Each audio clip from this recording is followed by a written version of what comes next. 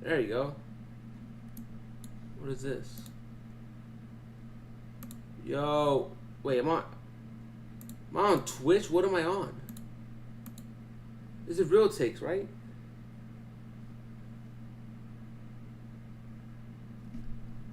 There you go.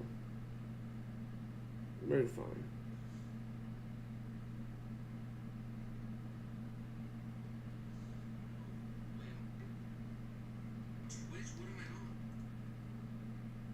Alright, we are good. Okay. So, we have a lot to uncover today, dude. A lot.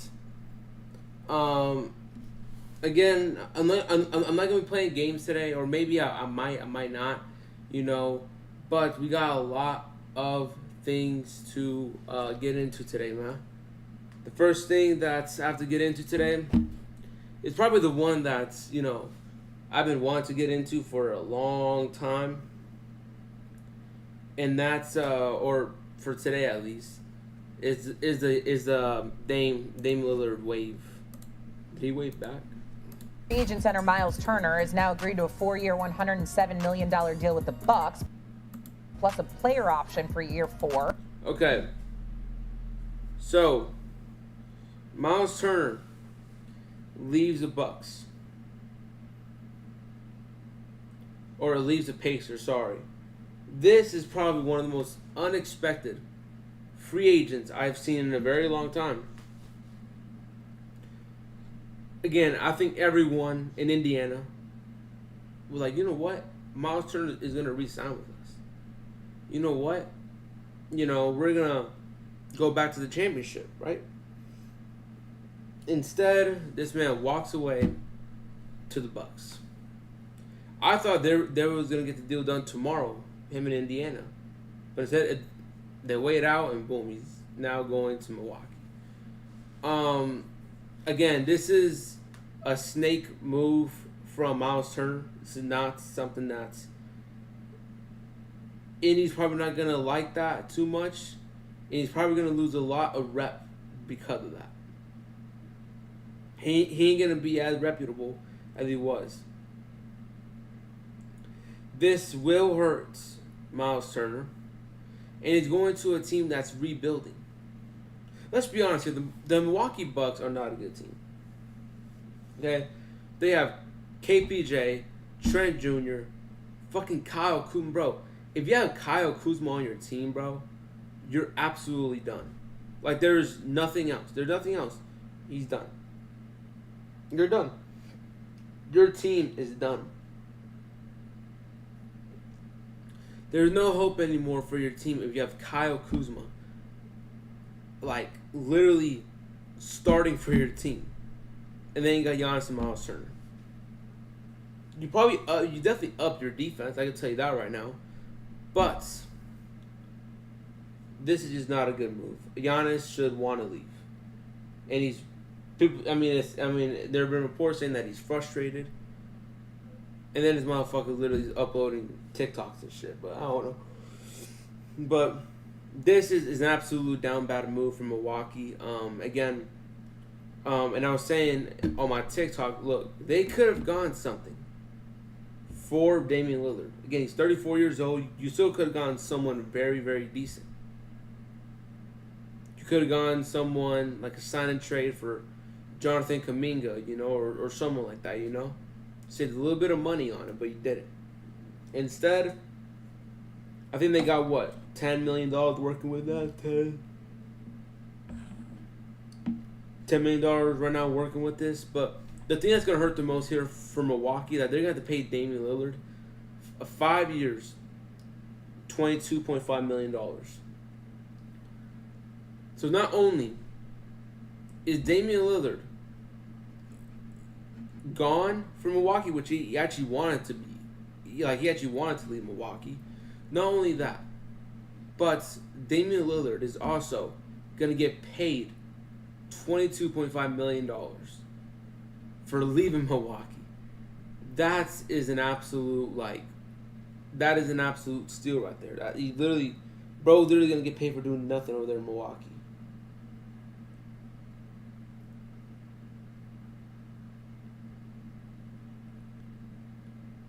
It's a snake move, a sneaky move here. And it's something that I didn't really like. And Dane probably likes it because, like, you know what, like, okay. But the thing here is that it's now whether people want to go to Milwaukee or not because of this move, right? Because this move stands out to a lot of players. Like, oh, well, if I get injured, you know, are they gonna trade me too? You know what I mean? Like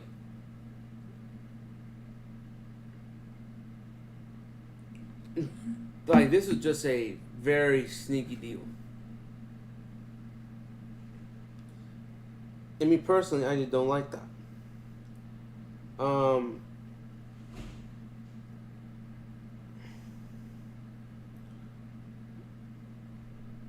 And Giannis is more than likely gonna be gone. There is nothing that convinces me that he won't be gone. Either he's gonna be gone this season, the deadline of next season, or he's gonna be gone next season, next off season.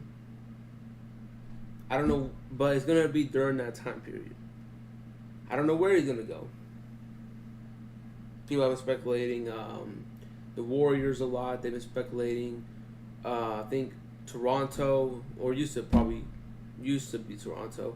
Now with the owner gone, or he stepped down as president, I don't really know if he wants to go for Giannis anymore. They're in Toronto.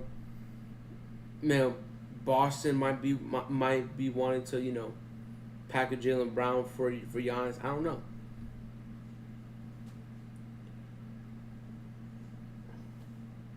San Antonio. There's a lot of things that can happen with Giannis. Either he's gonna stay or not. I believe he's gone. Just because it's like, okay, if Giannis doesn't leave, not only do they not have any picks, right? They got one pick that they could actually control. Every single one of them are swaps of Portland, right? Because of the Dame trade. So you're telling, okay, let's rewind back, okay? Let's see what the Bucks gave up for Damian Lillard.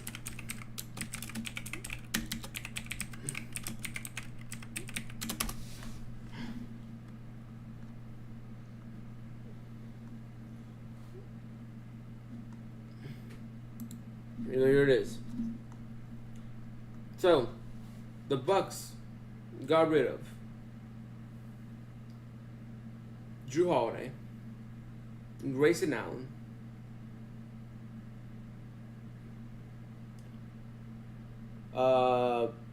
three first-round picks for Damian Lillard. So they got rid of 3 firsts, Grayson Allen, and Drew Holiday, which led to Drew Holiday winning a championship the next year. This is absolutely nuts. I mean, you waived Damian Lillard to get nothing in return. Not only that, but you also wasted 3 first-round picks on him. And as a matter of fact, he's happy because he left. Again, people are saying he might return to Portland. He might go to Golden State. He could be a Laker. But the one that I think is very intriguing to me right now is definitely the fact that he could go back to Portland. That would probably, or back to the Heat, go to the Heat. If you go back to the Heat, I mean, they could do the trade really easily. Like, they got the people to do it, right? But, or the signing really easily. But this now questions every player that goes there. If I get injured, are they gonna trade me? Like, what was wrong with Damian Lillard? Like, I get it. He did. Like, I'm pretty sure there's some reports saying that he was elated, that he was happy, for leaving Milwaukee. I mean, I'd probably be too. Whenever you got a shitty head coach in Doc Rivers. Here's the problem, man. Adrian Griffin was an amazing coach. Right? He was an amazing coach. against who Doc Rivers is not a good coach. He won that one championship and thought and thinks he's that, right? But he hasn't won nothing since. Okay, but I think the one thing that like that, again, that's beside the point, right? But Miles Turner leaving the Indiana Pacers is one of the most surprising things I've ever seen, especially this offseason, and especially after the final run that they went on. It's like, how the hell can Miles Turner say, you know what, I want to leave the team that almost won the championship against an amazing team, and I want to go to the Bucks? That's a sneaky move. No, it's betrayal. Okay, now Indiana's probably now the front runners is getting DeAndre Ayton. I'll be honest, they're probably the front runners. Look, they signed DeAndre Ayton. They tried to sign him once. They agreed to a contract. Phoenix matched it, and Phoenix got the A back, right? But the only thing here now is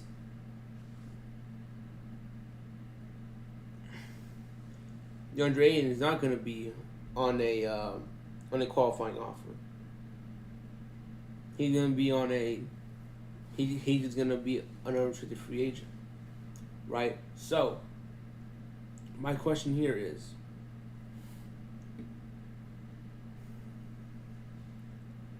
is Indiana going to get DeAndre Ayton?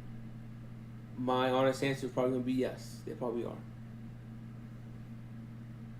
Again, DeAndre Ayton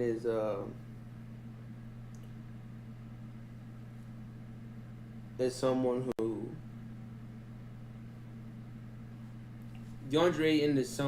is the one thing about DeAndre Ayton is I think instead of helping them, he lets you gonna not help them much, because look, you're gonna have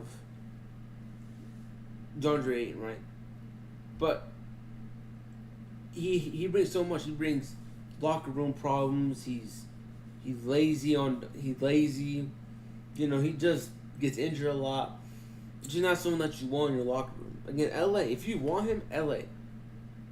If you truly want DeAndre Ayton, go ahead and get him. Go ahead. No one is stopping you. Go ahead and go ahead and get him. No one is afraid of the Lakers if they get DeAndre Ayton. Instead of Luka and him, being amazing teammates, he will be a locker room problem. He will be. So if y'all Lakers fans want him, man, go ahead and get him. But I'm just warning y'all right now. I'm warning y'all.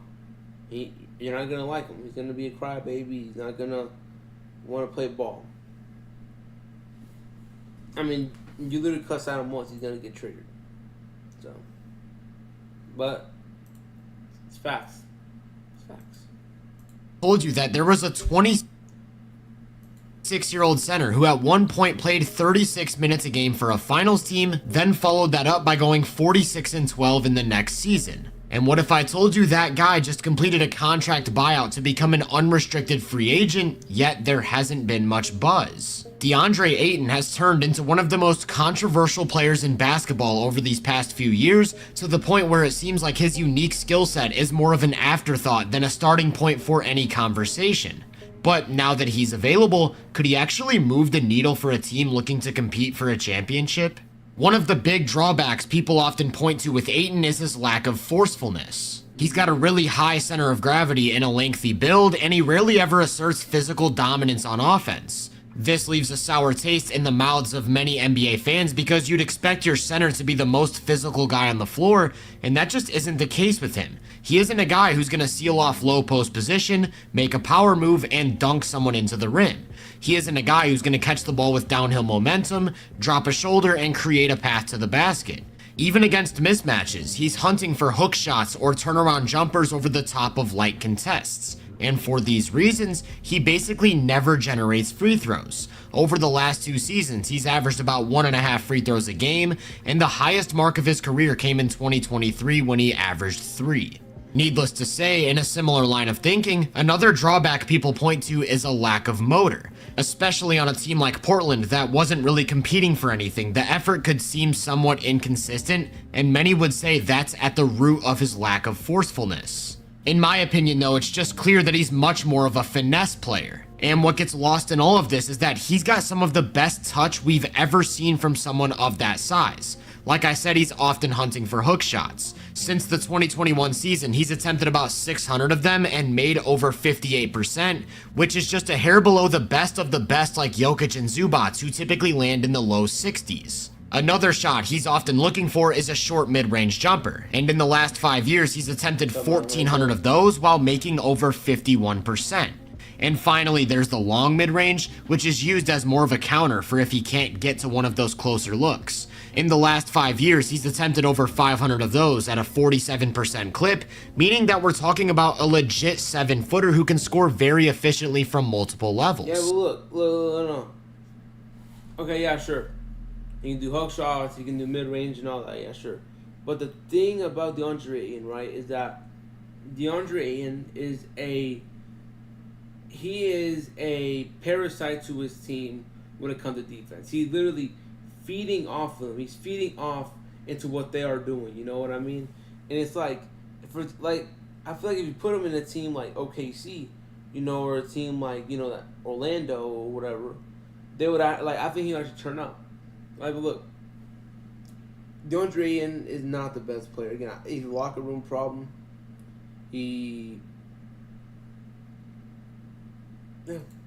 This ability to make shots outside of the paint makes him a really dynamic threat. Anytime somebody drives, it's his man who's going to be rotating to the rim, so his mid-range shooting can be used as an easy outlet. And out of pick and roll, he's somebody who can burn drop coverage through his ability to step into 50% looks at will.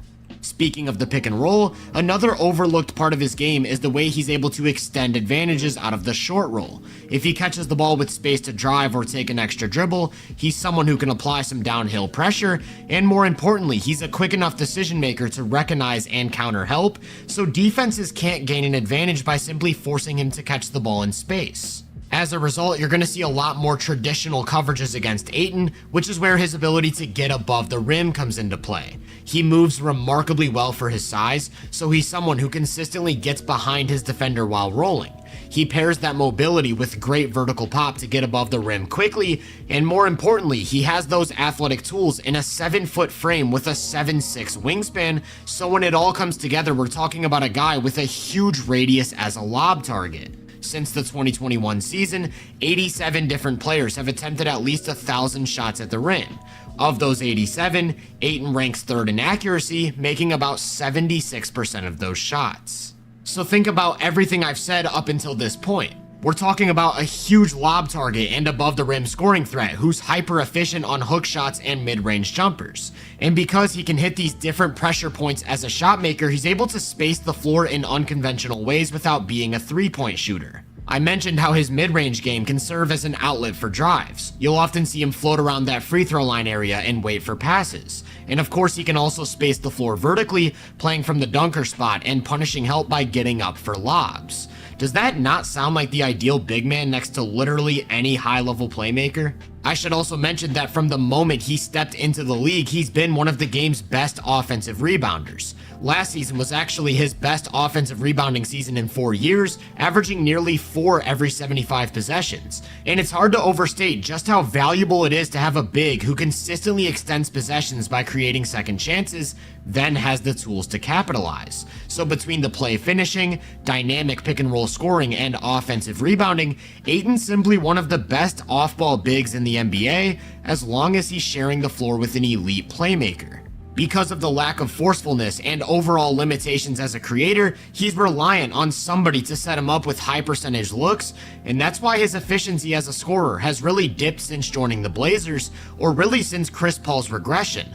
The problem is that he needs a very specific type of creator, one who can consistently create advantages on their own. And the reason I say that is for all of the scoring out of the pick and roll, he isn't actually a very good screener.